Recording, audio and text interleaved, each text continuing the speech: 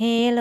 สบายดีทุกคนเป็นเวลาโดนนานแล้วเนาะที่แม่แก้วบ่ได้พาไปเก็บผักซุปเพราะว่าช่วงหลังๆนี่แม่แก้วบ่ค่อยได้อยู่เรือนเลยเนาะเดี๋ยวก็ขึ้นทางเหนือเดี๋ยวก็ลงทางใต้สำหรับมื้อนี้ก็มีโอกาสได้อยู่เรือนอยู่ศาลมืดมือเด้แหนมเข้าไปสวนผักมีซี่ส้มมักบวบมักหยังก็จนแก่ปะเมิดแหละโดยเฉพาะก็แม่นมักทั่วพูนี่แหละลักแก่ปะเมิดบักหลายๆหน่วยเลยแต่ก็บ่เป็นหยังเนาะส่วนที่แก่ก็ถือว่าปะไว้เฮ็ดแนวโตเลยมักทั่วพูที่ปลูกไว้ปีนี้คุ้มค่าขนาดเลยออกมากดกเอาแท้เอาว่าแถมยังออกมากตลอดลากยาวมาเป็นเวลา 4-5 เดือนละเก็บกินอยู่ตลอดก็ยังออกมากออกดอกจ่อออกมาเต็กๆเลยส่วนมากเมือกช่วงนี้ก็เริ่มอยากหัวอยากหยังแด่ละช่วงหลังๆนั้นออกมากดกเอาแท้เอาว่าเก็บกินนำก็บ่ทันเอาสวนมามื้อนี้เห็นอันใดก็สิเก็บเอาอันนั้นใส่กระตาไปนำมื้อใดแม่แก้วอยากกินซุปผักเนาะก็บ่จำเป็นต้องได้ซื้อเลยย่างเข้าสวนเก็บอย่างละเล็กละน้อยไปตื่มใส่กันก็พอได้ซุปแล้วหั่นนะปลูกไว้ก็พอได้เก็บได้กินอยู่ได้สวนน้อยหน้าบ้านแม่แก้วนี่ก็ได้และอีกอย่างเครื่องปลูกของฝั่งทั้งหม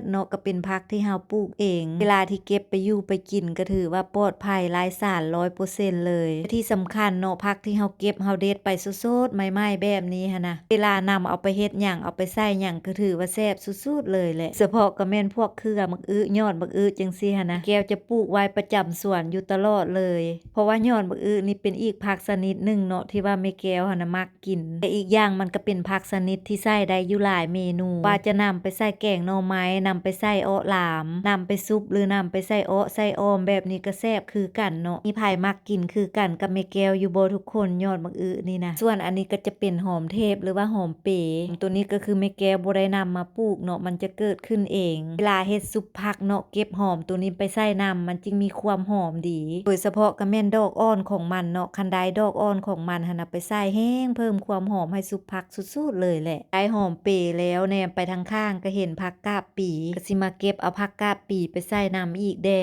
ที่จริงสำหรับผักกาบปีนี่เป็นผักที่ว่าเกิดง่ายได้เนาะเพราะว่าจะนำเอาเครือไปทิ่มไปวางอยู่ใส่ก็แม่นเกิดแม่นแพร่โลดแหละโดยเฉพาะก็แม่นบ่อนที่อ้าวซุ่มๆแด่แห้งแพร่งามคักแม่แก้วคือคุณได้ยินเพิ่นว่าสำหรับผักกาบปีนี้เป็นสมุนไพรที่มีสรรพคุณทางยาแต่แม่แก้วก็บ่จื้อเนาะว่าเป็นยาอีหยังถ้าไผฮู้หรือว่าเคยได้ยินคอมเมนต์มาบอกแม่แก้วเด้อทุกคนมันจะมีผักตัวหนึ่งก็ที่เกิดอยู่ใกล้กันแล้วก็มีความคล้ายคือกันกับผักกาบปีต่างแต่ว่าตัวนี้สิเป็นใบใหญ่ก่อนแต่ว่าเวลาออกดอกเนาะดอกจะคือกันเลยแต่บ่ฮู้ว่าผักตัวนี้กินได้คือกันบ่เพราะว่าแม่แก้วหันบ่เคยกินเนาะตัวแบบนี้หันนะว่าเวลาเกิดหันมันจะมักเกิดอยู่ปนกันเลยอันที่จริงสำหรับผักกาบปีเนาะนอกจากนำไปเฮ็ดซุปแล้วเวลาที่เฮาเอาไปคั่วหรือว่าเอาไปผัดน้ำมันหอยก็แซ่บคือกันได้เวลาก่อนจะนำไปคั่วเนาะเฮาก็นำไปลวกน้ำร้อนก่อนจักหน่อยหลังจากนั้นก็ไปผัดใส่น้ำมันหอยคล้ายๆกันกับเฮาเฮ็ดผัดผักบงไฟแดงหั่นแหละไปเฮ็ดแบบนั้นก็แซ่บคือกันได้นี่ผักกาบปีนี่นะแก้วเห็นคนอยู่ประเทศเวียดนามเนาะที่กระเจ้าเฮ็ดคลิปลงหั่นน่ะกระเจ้าก็นิยมกินคือกันก็ผักกาบปีนี่นะเก็บเอาผักกาบปีแล้วก็สิไปเก็บเอายอดผักตำนินต่อเบิ่งแม่ยอดผักตำนินก็ได้พากันป่งออกมีแต่ยอดงามๆแหละยอดใดก็อวบๆอ่อนๆซะเอาแห้งเด็ดเท่าใดก็แห้งแตกแห้งป่งก้อนยอดผักตำนินนี่ก็ได้หลังจากที่เก็บเอาผักตำนินแล้วก็สิไปเก็บเอามะแขงต่ออีกเพราะว่ามะแขงช่วงนี้ก็ออกมากหลายพัวใดก็มีแต่พัวมักใหญ่ซะช่วงนี้บ่ค่อยได้อยู่เก็บพวกเพิ่นเด้ก็พากันแก้เกือบหมดต้นมะแขงนี่แม่แก้วก็บ่ได้ปลูกเนาะมันหักเกิดขึ้นเองแต่หลังจากมากมันแห้งแก่ล้นเนาะก็หักแพร่หักหยังมีอยู่ 3-4 ต้นนี่แหละอันใดก็ออกมากมักหลายๆแต่พัวใหญ่ๆงามๆเก็บกินนำก็บ่ทันแม่แก้วหั่นน่ะแถมยังป่งมากออกดอกทุกยามทุกฤดูอีกได้เป็นตานำไปปลูกไว้อยู่กอมะแขงนี่นะเพราะว่ามันออกมากอยู่ตลอดเลยทางเข้าสวนมื้อนี้ผักที่ได้ออกมาผักที่1ก็คือผักตำนินส่วนอันที่2เนาะก็จะเป็นมะแขงส่วนผักที่3ก็จะเป็นผักกาบปี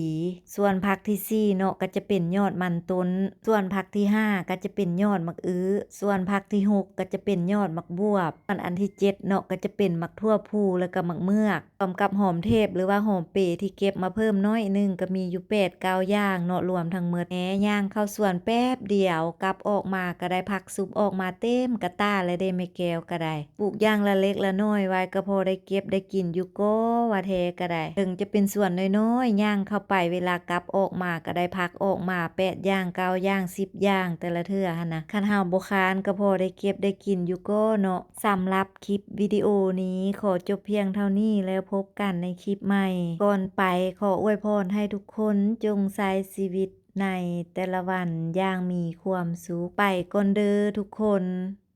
บ๊ายบาย